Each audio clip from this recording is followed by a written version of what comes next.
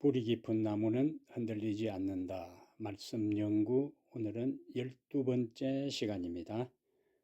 오늘은 12과 회개란 무엇인가라는 주제로 함께 말씀을 공부하겠습니다.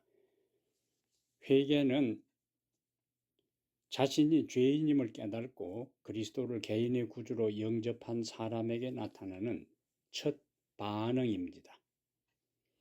그래서 어떤 사람은 회개는 기독교에 입문하는 첫 단계라 그렇게 이야기를 했습니다. 우리가 회개를 진정으로 경험한 사람을 회심했다 그렇게 이야기하지요. 그래서 회심의 전제는 회개라 하는 이야기입니다. 회심, 신생, 거듭남, 이것은 한 사람이 회개를 경험했을 때에 그 사람은 거듭났다. 거듭난 사람을 우리는 그리스도인이라 그렇게 부를 수 있습니다. 거듭나지 않은 상태에서 교회를 다니고 신앙생활을 하는 사람은 종교인이고 교인이지만은 진실된 회개를 경험하면서 신앙생활을 하는 사람이 참된 진정한 그리스도인이라고 볼 수가 있습니다. 그래서 영적 성장의 출발, 기독교의 핵심은 바로 회개로부터 시작된다. 이렇게 말할 수가 있겠습니다. 1번에 회개란 무엇인지 당신의 생각을 기록해보라. 각자가 내용을 전체 공부하기 전에 자신이 이해하는 회개의 개념, 신학적 정의를 나름대로 기록해서 정리할 필요가 있습니다. 어떤 신학적 개념을 어떻게 이해하느냐에 따라서 자신의 신앙적 삶의 모습이 달라지게 되어 있기 때문에 신학의 용어 하나하나를 정확하게 자기 나름대로 성경에 기초해서 근거해서 명확하게 정리하는 것이 필요하다는 말씀이죠. 회개가 이렇게 중요하기 때문에 2번에 보면은 각 시대에 반복하여 전파된 기별은 무엇인가? 예수님의 선구자 침례 요한은 마가복음 1장 4절에 침례 요한이 광야에 이르러 죄 사함을 받게 하는 회개의 침례를 전파하니, 침례 요한의 메시지의 핵심도 죄 사함을 받게 하는 회개다 하는 것이죠. 그러면 침례 요한이 예수님의 선구자로서 죄 사함을 받게 하는 회개의 침례를 전파한 다음 바톤 타치를 해서 예수님이 오셔가지고 본격적인 공중사역을 시작하셨을 때 어떤 기별을 전하셨는가? 그가 침례를 받으시고 광야에서 40일 동안 마귀에게 시험을 받으시고 승리한 이후에 본격적으로 그가 기별을 전할 때 마태복음 4장 17절에 이때부터 예수께서 비로소 전파하여 이르시되, 어떤 기별을 전했죠? 회개하라, 천국이 가까웠느니라. 예수님의 기별의 일성도 회개하라 하는 것입니다. 그러면 예수님의 가르침을 받고 전도 활동을 하던 제자들은 나가서 어떤 기별을 전했을까? 마가복음 6장 12절에는 제자들이 나가서 회개하라 전파하고, 역시 제자들이 나가서 전도 활동을 할 때도 그들의 메시지의 핵심은 회개하라. 그러면 초대교회 전도자들은 어떤 메시지를 핵심적으로 전했을까? 사도행전 17장 30절에 바울이 아덴에서 이방인들을 상대로 연설을 하지요. 그러면서 사도행전 17장 30절에 바울은 이렇게 논정합니다. 알지 못하던 시대에는 하나님이 간과하셨거니와 이제는 어디든지 사람에게 다 명하사 회개하라 하셨으니, 바울이 이방인을 상대로 복음을 전할 때도 그의 그 복음의 핵심 가운데 회개하라, 결국에 이방인들도 그리스도인이 되는 데 있어서 거쳐야 할 가장 중요한 첫 단계가 회개이기 때문에 이제는 어디든지 사람에게 다 명하사, 이거는 선택의 여지가 없는 하나님의 명령이라는 말씀이죠. 명령하사 회개하라. 이거는 요청이 아니에요. 회개하면 좋겠다 하는 그것이 아니고, 권유사항이 아니고 명령으로 나타납니다. 우리는 계시록 2장과 3장에서 7교회를 보는데, 그 7교회 가운데 여러 번 예수님께서 회개에 대한 말씀을 하셨어요. 그 가운데 가장 결정적으로 마지막 교회, 라오디게아 교회를 향해서도 계시록 3장 19절에 무릇 내가 사랑하는 자를 책망하여 징계하노니 그러므로 네가 열심을 내라 회개하라. 역사의 마지막에 등장할 교회에 필요한 것도 회개의 기별이라는 거예요. 예수님께서 침례 요한의 바톤을 받아서 복음을 전하고 제자들이 전하고 초대교회 성도들이 전하고 마지막 예수님은 다시 그가 초림해서 복음을 전할 때에 회개하라는 기별을 전했던 그 예수님은 마지막 교회를 향해서도 네가 열심을 내라 회개하라 하는 기별을 전한 것을 여기서 우리가 알 수가 있습니다. 그러면 세 번째, 성경에서는 회개를 어떻게 말하고 있는가? 회개의 개념, 회개의 의미, 회개의 정의를 어떻게 성경적으로 이해할까 하는 문제지요. 에스겔 18장 30절에 주 여호와의 말씀이니라 이스라엘 족속아 내가 너희 각 사람이 행한 대로 심판할지라. 자, 각 사람이 행한 대로 심판할 것인데 살 수 있는 길이 뭐냐? 심판을 벗어날 길이 뭐냐? 너희는 돌이켜 회개하고 모든 죄에서 떠날지어다. 그런즉 그것이 너희에게 죄악의 걸림돌이 되지 아니하리라. 여기 중요한 것은 돌이켜 회개하고 모든 죄에서 떠날지어다. 정로의 계단 22페이지에는 이 성경 말씀을 더 명확하게 정의하고 있습니다. 회개라는 것은 딱 나오죠. 죄를 설포하고 죄에서 떠나는 것을 의미하는 것이다. 그러면서 진심으로 죄에서 떠나지 아니하면 우리 생애에 진정한 변화가 있을 수 없을 것이다. 진심으로 죄에서 떠나야 우리의 생애에 진정한 변화가 일어난다 하는 것입니다. 그러면 신앙생활을 하면서도 진정한 변화가 없다. 오랫동안 교회를 다녔어도 이전에 처음 신앙생활을 할 때와 거의 동일한 삶을 산다 하는 것은 그의 신앙생활에 진정한 진실된 회심, 회개의 경험이 없었다는 것을 이 말씀을 통해서 우리가 확인할 수 있습니다. 네 번째, 우리를 향하신 하나님의 뜻은 무엇인가? 베드로서 3장 9절에 오직 주께서는 너희를 대하여 오래 참으사 아무도 멸망하지 아니하고 다 회개하기에 이르기를 원하시느니라. 하나님께서 우리에게 오래 참으셔요. 왜냐하면 왜 오래 참으시는가? 우리로 하여금 회개해서 멸망하지 않도록 하기 위해 하나님은 인내하시고 기다려 주시고 우리에게 기회를 주시는 것입니다. 우리가 죄를 범해도 당장에 하나님의 징벌과 징계를 받아 멸망하지 않는 이유는 하나님이 우리에게 기대하는 것은 멸망이 아니라 구원이고 영생이기 때문에 그 죄를 묵인하고 방관하는 것이 아니라 그 범한 죄를 우리가 회개해서 멸망하지 않도록 하기 위해서 하나님께서 인내하시고 오래 참으시고 기다리신다는 말씀이죠. 5번에 참된 회개의 의미는 무엇인가? 고린도서 7장 10절에 하나님의 뜻대로 하는 근심은 후회할 것이 없는 구원에 이르게 하는 회개를 이루는 것이요.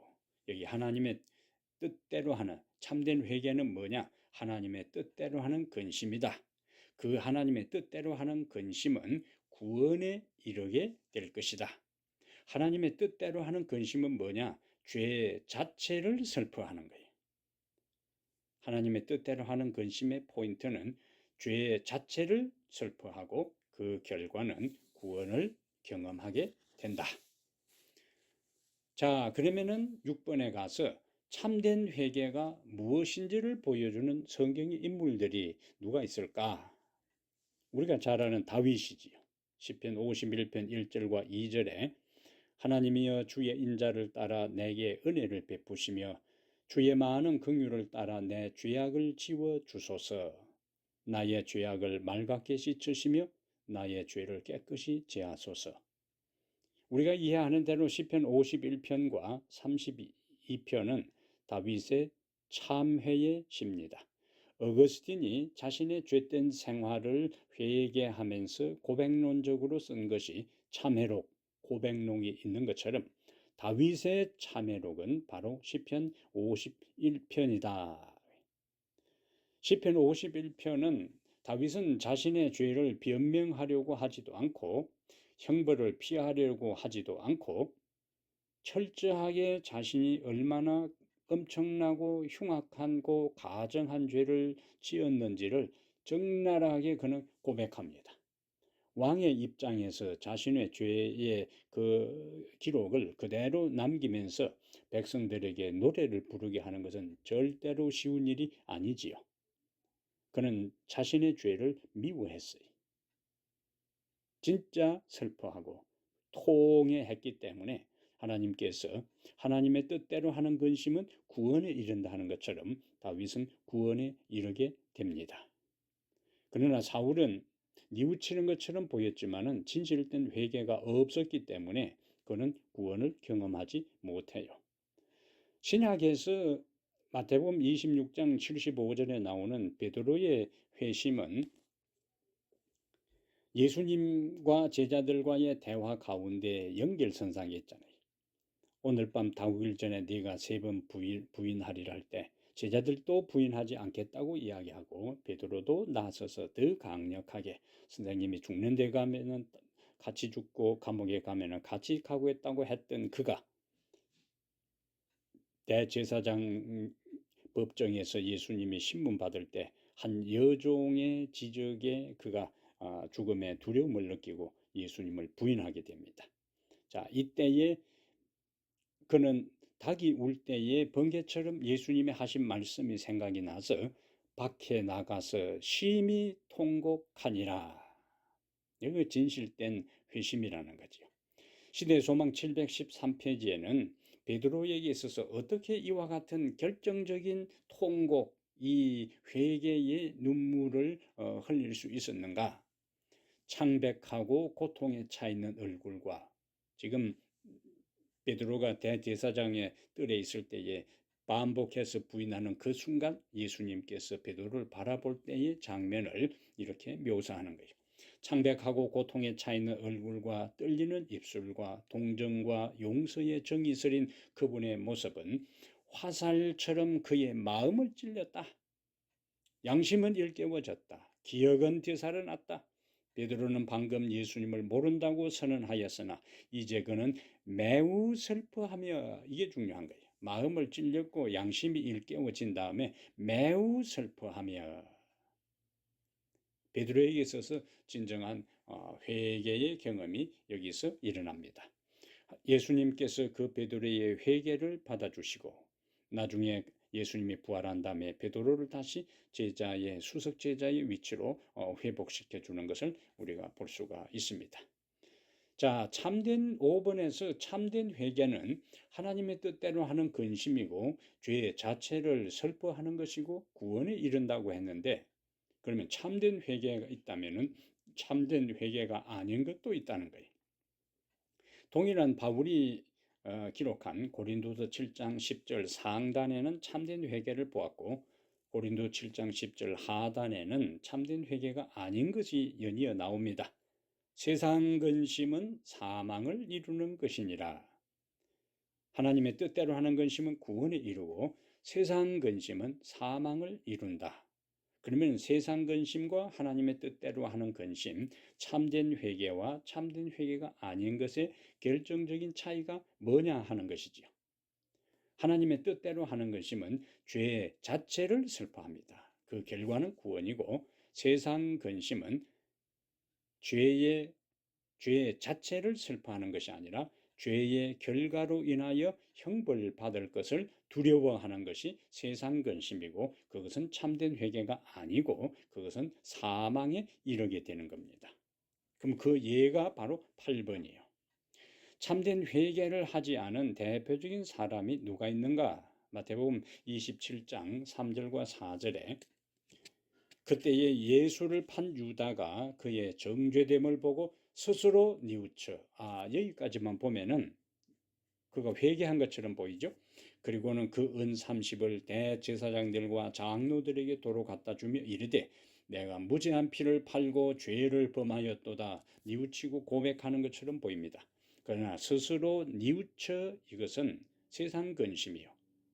그 다음에 후회입니다. 이러한 상황을 우리가 정로의 계단 23페이지에서 많은 사람은 저희의 악행이 저희 자신에게 고통을 미치게 할까 두려워 저희가 범죄한 것을 후회하고 혹은 외모적 변화를 나타내기도 한다. 바울이 여기 유다가 정죄됨을 보고 스스로 뉘우쳐하고 그리고 내가 무죄한 피를 팔고 죄를 범하였다고 고백하는 것은 후회하는 것이고, 그 자기가 범한 악행과 범죄가 자신에게 고통을 가져올 것에 대한 두려움 때문에 고백한 것이다. 베드로의 고백과 유다의 고백의 결정적인 차이입니다. 둘 다 예수님의 제자였고 한 사람은 부인했고 한 사람은 배반했어요. 그러나 부인한 베드로의 진정한 회개와 배반한 유다의 거짓된 회개의 모습이 대조적으로 나타납니다. 유다와 비슷한 케이스가 구약에서는 에서요. 장자의 명분을 잃어버린 것에 대해 그가 슬퍼합니다. 발람도 마찬가지고, 그 다음에 바로와 모세의 대결 가운데 나중에 바로가 자기가 잘못했다고 고백을 해요. 그러나 그것은 재앙을 당할 때에 형벌을 더 받지 않기 위해서 자기 죄를 자복한 거예요. 무엇을 통해서 우리는 그것을 알 수 있을까요? 한 재앙이 나타나면은 바로가 바로 자기가 잘못했다고 고백하는 경우가 있었어요. 그러나 그 재앙이 모세가 하나님께 기도해서 사라지면은 다시 하나님을 거역하고 이스라엘에게 자유를 주지 않는 것을 보게 됩니다. 그러므로 그 바로의 고백, 잘못했다고 하는 그것은 진정한 죄 자체, 하나님을 대항하고 하나님의 명령에 거역한 것에 대한 뉘우침이 아니라 자기가 그런 고백을 하지 않을 경우에 또 다른 재앙과 심판이 이르러 올 것에 대한 두려움 때문에 한 것이지 죄를 슬퍼한 것이 아니다 하는 것을 우리가 여기서 파악할 수가 있습니다. 9번에 가서요. 그러면은 우리가 회개를 한다면은 우리의 정서 안에서, 우리의 내면 안에서, 우리의 지성 안에서 어떤 과정을 거쳐서 회개가 일어나는가? 그것을 우리가 보겠습니다. 회개의 단계, 첫 번째는 죄를 아는 겁니다. 깨달음이지요. 지성적 작용입니다. 사무엘하 12장 13절에 다윗이 나단에게 이르되, 다윗이 범죄한 다음에 나단이 하나님의 보냄을 받아서 다윗에게 오잖아요. 이때 다윗이 고백하는 것이 내가 여호와께 죄를 범하였노라. 내가 여호와께 죄를 범하였노라. 자기가 죄를 범한 것을 알고 인정한 거예요. 자기가 죄를 범한 것을 몰랐으면 이런 고백을 하지 않지요. 또 자기가 범한 행동이 죄라는 것을 깨달지 않았다면 죄를 범했다고 고백할 이유가 없습니다. 자기의 상태를 정확하게 인식하고 인정하는 것에서부터 회개가 시작됩니다. 그래서 나는 죄인이구나, 내가 잘못했구나, 내가 잘못 처신했고 잘못 살아왔구나 하는 그 깨달음, 그 인식이 회개의 제일 중요한 첫 번째 단계라 하는 말씀입니다. 여기서 하나님의 성령께서 우리 죄를 깨닫게 해 주시는 거예요. 내가 잘못한 것, 내가 행한 것이 하나님의 말씀과 하나님의 계명과 하나님의 기대의 뜻과 어긋나고 빗나가고 이탈되었다는 그 깨달음은 누가 주시는가? 성령께서 주시는 거예요. 자, 그것을 깨달았을 때에 두 번째는 죄를 뉘우치는 겁니다. 참회하는 거예요. 이것이 정적, 우리의 마음속에 있는 첫 번째 죄를 깨닫는 것은 지성적 작용이요. 죄를 뉘우치는 것은 정서적 반응입니다. 그래서 에레미야 31장 19절에 내가 돌이킨 후에 뉘우쳤고 이렇게 나오네요. 뉘우침. 자기가 죄 가운데 있는 줄을 알아도 그 죄가 정서적으로 싫게 느껴지지 않으면 회개는 이루어지지 않습니다. 그래서 죄라는 것을 인식하는 것과 죄를 싫어하는 것은 차이가 있어요. 죄가 쾌락이 아니라 정서적 고통으로 느껴져야 회개하는 겁니다.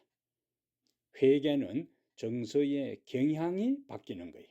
전에는 육적, 세상적 쾌락이 좋았으나 이제는 예수의 법을 따라 사는 것이 즐거움이 되는 겁니다.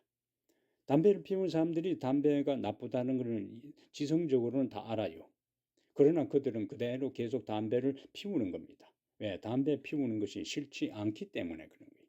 정서적으로 바뀌어야 된다.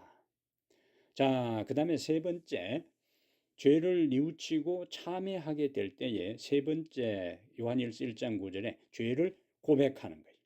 만일 우리가 우리 죄를 자백하면 고백이지요.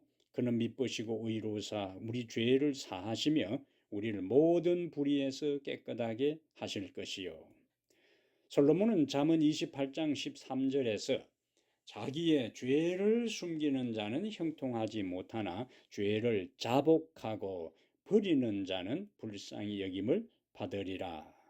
여기 죄를 자복하고 버리는 자가 불쌍히 여김을 받는다. 그렇게 표현합니다. 자, 네 번째, 죄에서 떠나는 거예요. 죄인 걸 알고 뉘우치고 고백했다면은 네 번째 단계에서 에스겔 14장 6절과 에스겔 33장 11절에 주 여호와의 말씀에 너희는 마음을 돌이켜 나오지요. 그 다음에 우상을 떠나고 얼굴을 돌려 모든 가정한 것을 떠나라. 반복해서 떠나라 나오고 그 다음에 에스겔 33장 11절에도 주 여호와의 말씀이니라 나는 악인이 죽는 것을 기뻐하지 아니하고 악인이 그의 길에서 잘못된 길이요 이탈된 길이요 빗나간 길에서 돌이켜 그 다음에 떠나 사는 것을 기뻐하노라. 다시 또 나옵니다. 이스라엘 족속아 돌이키고 돌이키라. 너희 악한 길에서 떠나라.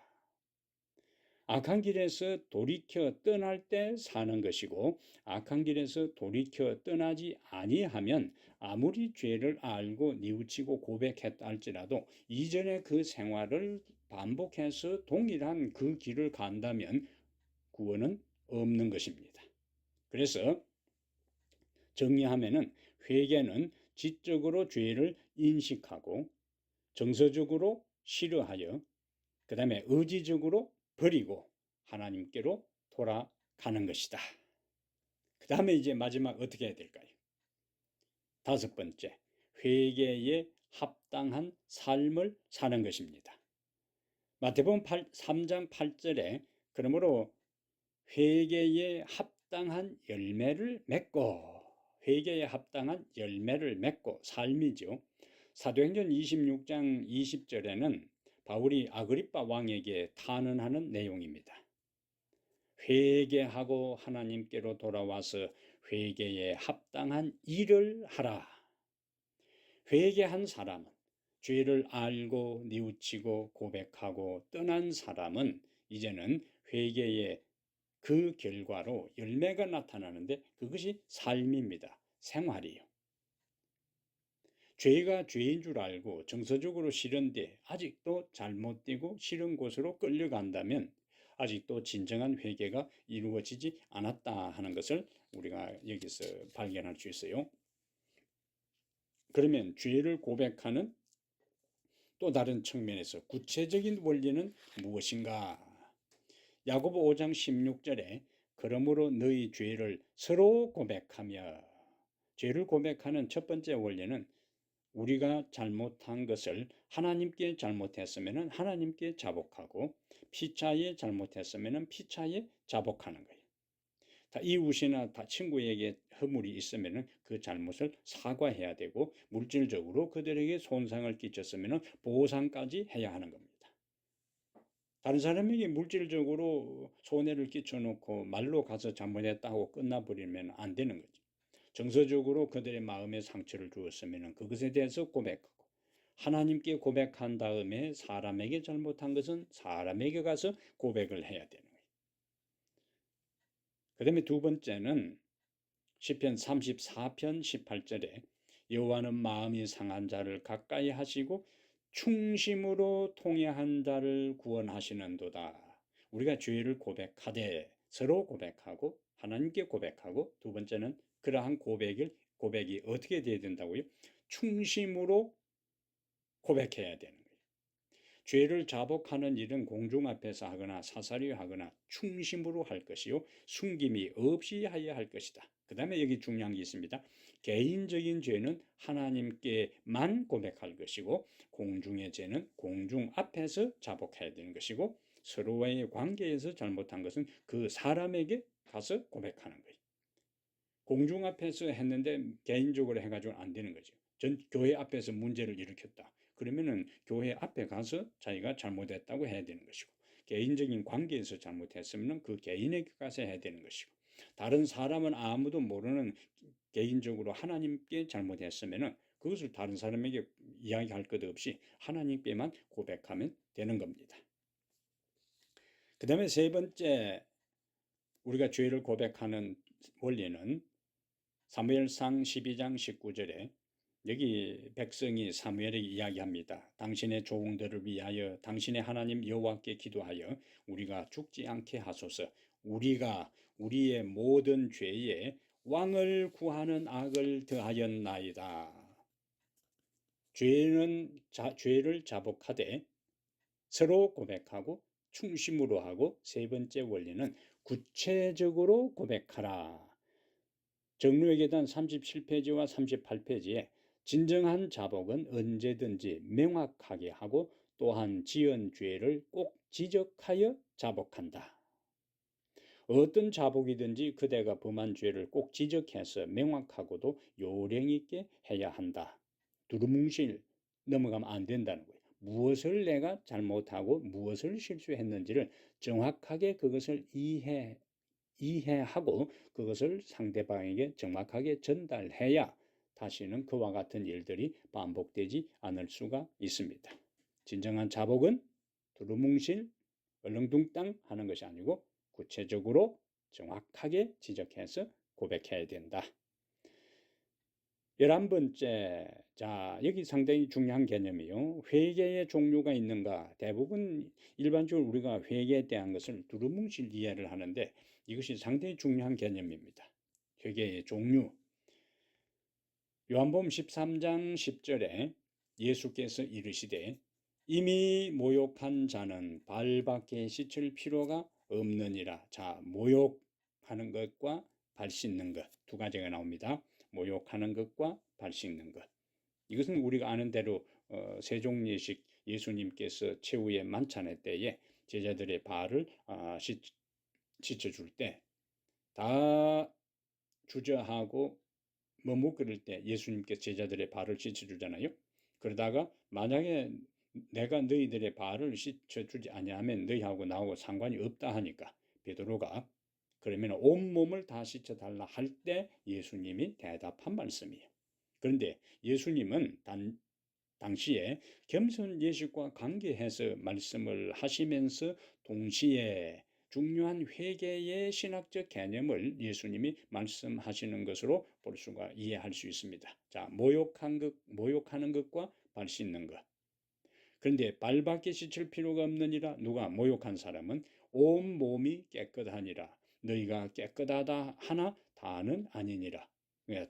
이 물리적인 육체적인 발을 씻는 개념에서 너희가 깨끗하나 다는 깨끗하지 않다. 신학적 의미, 영적 의미로 연결되는 것을 볼 수 있어요. 그러면은 모욕 두 가지, 모욕하는 회개가 있고 발 씻는 회개가 있는데, 모욕하는 회개는 예수님을 믿지 않은 상태에서 예수님을 영접할 때 하는 회개를 모욕하는 회개라고 정의할 수 있습니다. 예수를 알기 전에 나의 모든 생애를 해로 여기고 배설물로 여겨 내버리고 예수의 속죄하는 피로 자기를 깨끗하게 씻는 것, 모욕하는 회개입니다. 그래서 모욕하기 전은 옛 사람이고 모욕한 후는 새 사람이 되는 거예요. 이거는 완전히 인생의 터닝 포인트입니다. 예수를 믿기 전에는 내가 죄인인 것을 몰랐는데, 내가 복음을 받아들임으로 내가 죄인인 걸 알고 예수님이 나의 죄를 위해 돌아가셨다는 것을 깨닫고, 그때 내가 죄인인 것을 고백하고 하나님께 굴복하는 그것을 모욕하는 회개. 그 순간 우리는 의인이 되고 하나님 앞에 성도가 되고 하나님의 자녀가 되고 구원을 받고 깨끗한 거예요. 그런데 문제는 모욕을 해도 또 살아가다 보면은 때가 끼입니다. 먼지가 묻습니다. 마찬가지로 결정적으로 인생에서 자신의 삶의 방향을 하나님께로 돌렸다 할지라도 살다 보면은 실수하고 넘어지고 범죄할 때가 있어요. 그것이 무엇인가? 그 보통 경우에 우리가 회개라 하면은 그 회개는 발 씻는 회개의 신학적 의미와 연결되어 있는 경우가 많습니다. 발 씻는 회개요. 신자가 범한 죄에 대하여 뉘우치고 돌아서는 회개입니다. 하나님을 향하여 돌이킨 회개, 모욕하는 회개를 경험한 사람이 믿음의 생활을 하던 중에 잘못한 것을 뉘우치고 하나님께 용서를 구하는 회개를 가리켜서 발 씻는 회개라, 이렇게 정의할 수 있겠습니다. 그래서 모욕하는 회개, 인생의 방향을 완전히 돌려서 하나님께로 돌아간 그 회개를 경험했을 때 깨끗한 사람이 되는데, 또다시 인생을 살아가다가 발에 먼지가 묻는 것처럼 우리가 실수하고 범죄합니다. 그러면은 예수님께서 모욕한 자는 발밖에 씻을 필요가 없느니라 하는 것은, 그때 회개하면 하나님께서 우리를 다시 또 깨끗하다고 인정해 주는 겁니다. 이 두 가지는 좀 잘 정리를 했으면 좋겠어요. 자, 12번에 회개가 이렇게 중요하고 기독교의 핵심이고 신앙의 출발이라면 누가 회개케 하는가? 회개는 우리가 할 수 있는 영역이 아닌 겁니다. 열왕기상 18장 37절에 엘리야가 갈멜산에서 거짓 선지자들과 일대 대결을 벌일 때 무너진 하나님의 단을 다 수축한 다음 그가 하나님께 짧은 간절한 기도를 드려요. 그 기도 가운데 여호와여 내게 응답하소서, 내게 응답하소서, 이 백성에게 주 여호와는 하나님이신 것과 그 다음 표현이 이제 오늘 공부와 연결되는 포인트입니다. 주는 그들의 마음을 돌이키심을 알게 하옵소서. 이스라엘 백성들이 다 바알 쪽으로 기울이는 것을 돌이킬 수 있는 분은 누구인가? 여호와 하나님이시라는 거예요. 그런데 여호와 하나님이 강제로 하시는 것이 아니라 하나님은 항상 감화를 주고 감동을 주시고 그 다음에 호소하는 거예요. 돌이킬 수 있도록 하나님께서 주도권을 가지고 하실 때에 백성들이 굴복하고 반응하면 회개가 일어나는 것이고, 하나님께서 말씀을 주시고 성령으로 각자의 마음에 호소해도 사람들이 마음을 닫아버리고 완고하게 해서 또 반응하지 아니하면 회개의 역사는 일어나지 않는 거예요. 그래서 회개는 하나님의 주도적인 역할에 인간이 믿음으로 굴복하고 반응할 때 일어나는 사건이다. 그럼 사도행전 5장 31절에도 같은 개념으로 베드로가 설교를 이제 한 것을 보게 돼요. 그러면은 정료의 계단 26페이지에 우리는 그리스도의 영이 우리의 양심을 깨우쳐 주지 않으면 회개할 수 없는 것이다. 오직 그분만이 우리 마음 가운데 죄에 대한 정오심을 넣어 주실 수 있는 유일한 분이시다. 우리가 십자가에 달리신 하나님의 어린 양을 바라볼 때에 하나님의 인자하심이, 로마서 2장 4절에 나오는 하나님의 인자하심이 우리를 회개로 이끄신다. 하나님이 우리를 회개로 이끄시는 거예요. 하나님께서 우리를 십자가로 향하게 하고 십자가를 바라볼 때에 성령이 우리 마음에 내가 죄인임을 깨닫게 하고 고백하게 합니다. 인간이 의지로 반응해야 되는 거예요. 하나님은 강제하지 아니하시고 강요하지 아니하시고 하나님은 전적으로 선택은 우리에게 맡기는 거예요. 회개의 역사도 하나님의 성령의 작용에 대한 우리의 반응이다. 그 다음에 13번에 범죄한 우리를 향한 하나님의 초청은 무엇인가? 이미 모욕하는 회개를 한 그리스도인이라 할지라도 앞에서 우리가 본 것처럼 인생을 살다 보면 실수하고 넘어지고 범죄할 때가 있어요.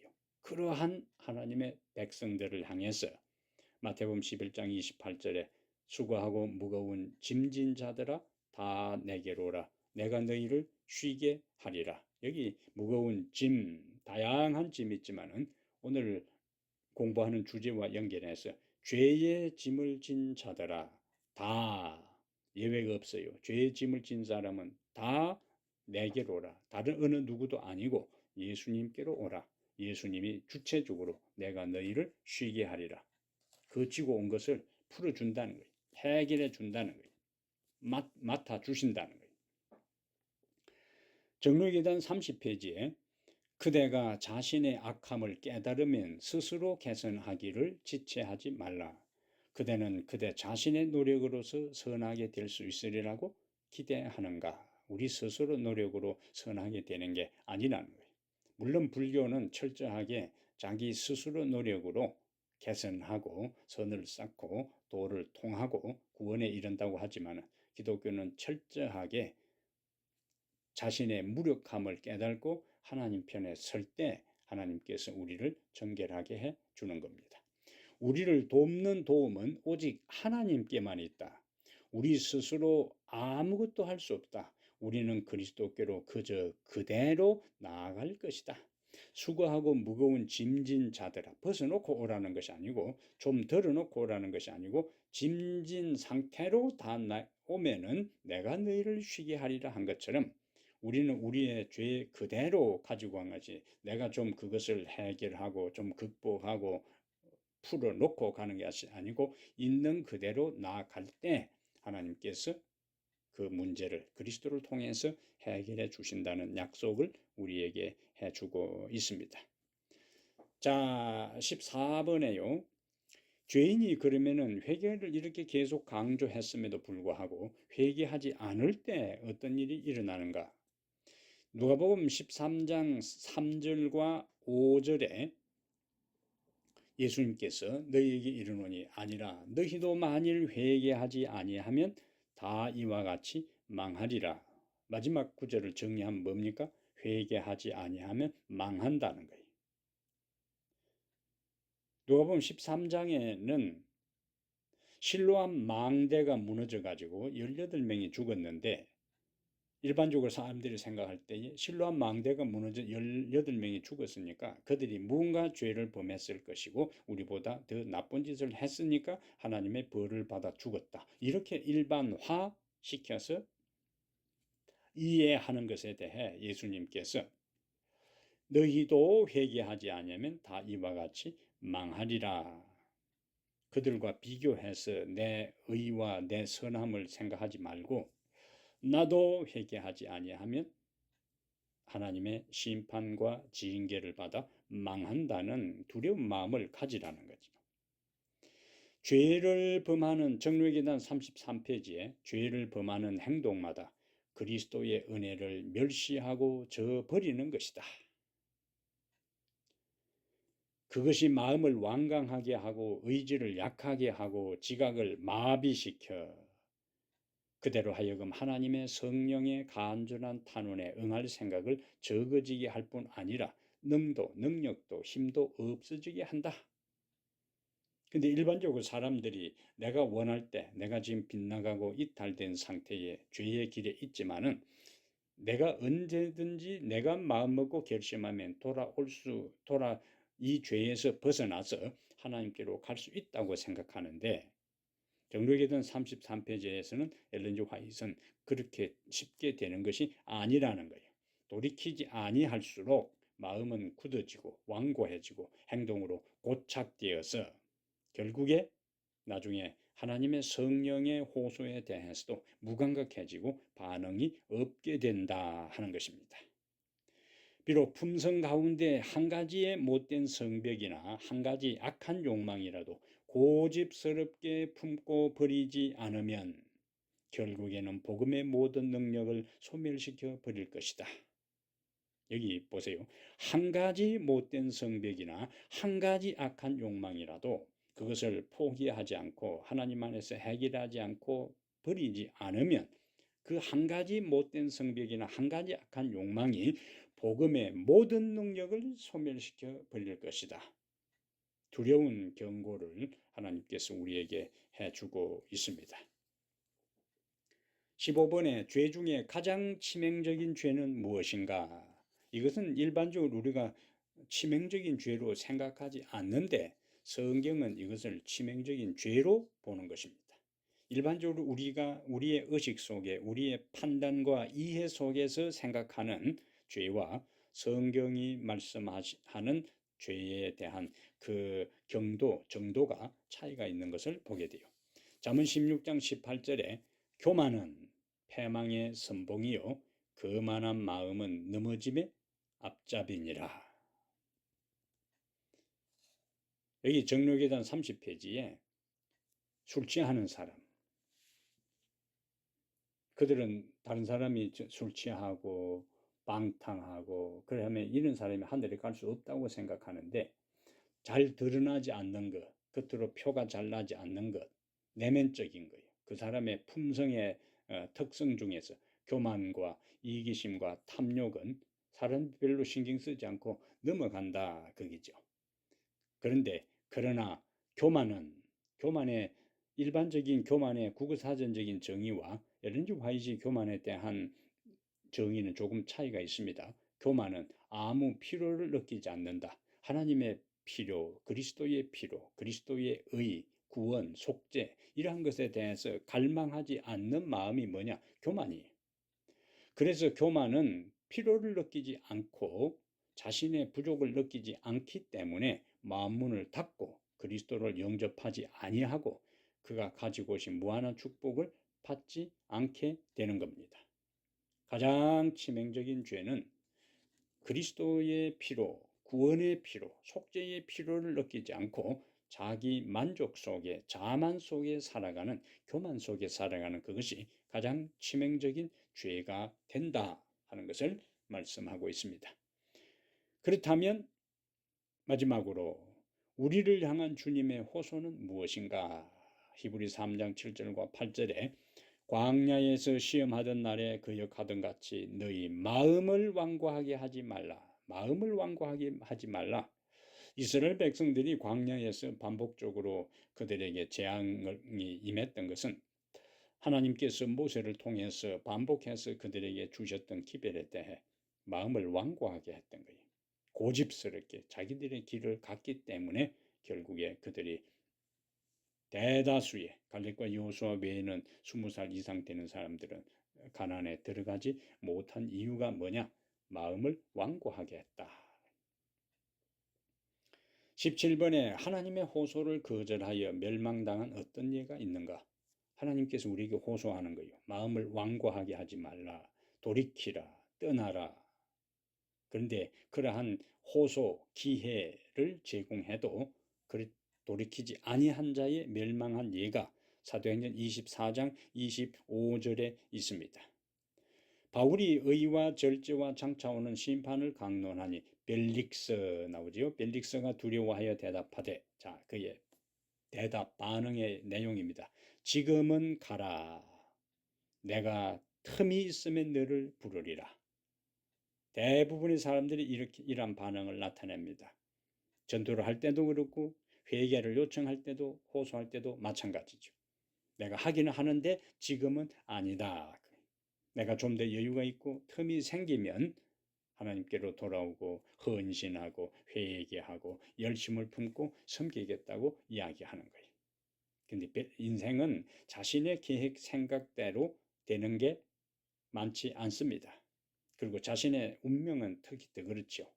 자, 사도행적 418페이지에 이 벨릭스가 바울의 이러한 심판의 강력한 경고에 대해 두려움은 느꼈어요. 두려움과 느끼고 공포는 느꼈지만은 그러면 어떻게 해야 되는가? 내가 잘못했습니다. 하나님 나를 도와주십시오. 구원하여 주십시오. 자신이 그동안 살아온 죄를 고백하고 하나님께로 가야 되는데 지금은 가라. 내가 틈이 있으면 너를 부르리라 하고 자신에게 주어진 기회를 거부했어요. 자, 사도행전 418페이지에 그는 그에게 제공된 은혜 최후의 은혜를 멸시했다. 그는 하나님께로부터 오는 다른 부르심을 결코 받을 수 없었다. 후에 이 벨릭스에 대한 그 후의 이야기를 보면은 유대인을 상대로 한 비리 때문에 로마로 소환되었다가 아무도 모르게 죽었다. 틈이 나기를 기다린 한 인간의 비극적인 말로요 최후였습니다. 그는 주어진 기회를 등한히 여겼어요. 마음을 완고하게 했습니다. 그러므로 오늘 하나님은 고린도후서 6장 2절을 통해 우리에게 말씀합니다. 내가 은혜 베풀 때에 너를 듣고 구원의 날에 너를 도왔다 하셨으니 보라 지금은 은혜 받을 만한 때요 보라 지금은 구원의 날이로다. 벨릭스는 지금은 가라 했지만은 하나님은 지금이 은혜 받을 만한 때고 지금이 구원의 날이다. 지금 돌이켜야 되고 지금 뉘우쳐야 되고 지금 결심해야 되고 지금 하나님께 굴복하는 것이 구원의 길로 들어서는 하나님의 백성들의 삶이다 하는 것을 우리에게 강조해 주고 있습니다. 자, 18번에요. 다음의 말씀을 마음에 믿고 받아들인다면 각 진술에 표하여 자신의 결심을 표해놔라. 이 결심이 항상 중요한 거예요. 전체 공부한 내용들을 요약하면서 그 하나하나의 진술들, 명제들을 받아들이고 내가 그것을 고백하는 그 결단이 있어야 오늘 배운 것에 대한 그 결과가 나타날 수 있습니다. 각 시대에 반복하여 전파된 기별은 회개하라는 기별이었다. 회개란 죄를 슬퍼하고 죄에서 떠나는 것이다. 하나님은 우리가 회개하여 살기를 원하신다. 참된 회개는 죄 자체에 대하여 슬퍼하는 것이고 거짓된 회개는 죄의 결과를 두려워하는 것이다. 회개의 단계는 죄를 아는 것과 죄를 뉘우치는 것과 죄의 고백, 죄에서 떠남 등이 포함되어 있다. 우리를 회개케 하시는 분은 성령이시다. 우리가 아무리 죄를 범했을지라도 주님께 나가면 용서를 경험할 수 있다. 죄인이 회개하지 않을 때 망하게 된다. 죄 중에 가장 치명적인 죄는 자신의 부족을 모르는 교만죄이다. 하나님의 성령이 우리를 깨우쳐 주실 때 회개를 미루지 말고 성령에 반응해야 한다. 우리 모두가 하나님의 성령에 날마다 반응하며 살아가면 좋겠습니다. 오늘 공부 여기까지 하겠습니다. 감사합니다. 잠깐 기도하겠어요. 우리를 회개케 하시는 거룩한 성령이시여 오늘 우리에게 말씀하시고 회개에 대한 종합적인 이해와 깨달음을 주시니 감사합니다. 우리가 이 말씀에 기초해서 언제나 하나님의 부름에 반응하여 마음을 완고하게 하지 아니하고 죄를 깨닫고 죄를 뉘우치고 죄를 고백하고 죄에서 떠나 하나님께 회개한 사람답게 살아가는 저희들 되게 하여 주시옵소서. 예수님 이름으로 간절히 기도합니다. 아멘. 감사합니다. 다음 주일에 다시 여러분들을 뵙겠습니다. 한 주일 동안 건강하시길 바랍니다. 안녕히 계십시오.